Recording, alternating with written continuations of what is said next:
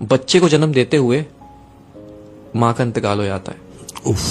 लेकिन शौहर को उसकी बीवी की नसीहत याद होती है कि इस बच्चे का ख्याल रखने। देखते ही देखते बच्चा वो 3 साल का हो जाता है।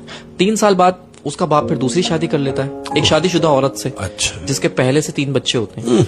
अच्छा, वो सौतेली माँ होती है जालिम। वो उस यतीम बच्चे पे बहुत जुल्म करती है। एक दिन ऐसा ही होता है, उस सौतेली माँ की फैमिली आती है दावत पे और वो यतीम बच्चा भी बैठ जाता है खाना खाने के लिए। तो वो यतीम बच्चा चावल गिरा देता है। तो उसकी सौतेली माँ उसको उठाती है, उसको 2 थप्पड़ मारती है और फिर उसकी चावल की प्लेट के साथ उसको बालकनी में बिठा देती है, सर्दियों की रातों में शीशा बंद करके, अपने बच्चों से हटा के। अब शौहर ऑफिस से आता है तो कहती है कि आप बैठे, मैं आपको खाना लगा देती हूँ। तो शौहर कहता है, भाई वो मेरे बच्चे, हमारे बच्चे कैसे हैं? वो कहती है वो बच्चे सो गए। तो शौहर भी सो जाता है।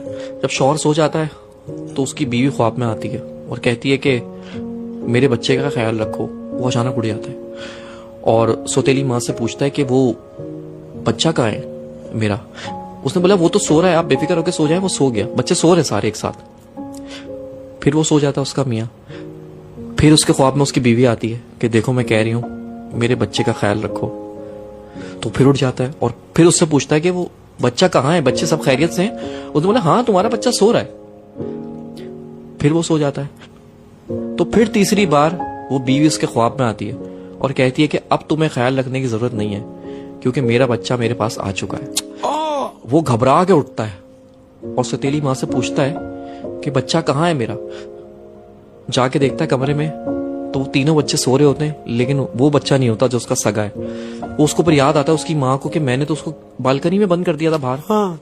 तो जैसे ही जाके वो बालकनी का शीशा खोलता है तो वो 3 साल का बच्चा चावल की प्लेट लेके और अपना मुंह घुटनों के अंदर दबा के बैठा हुआ होता है।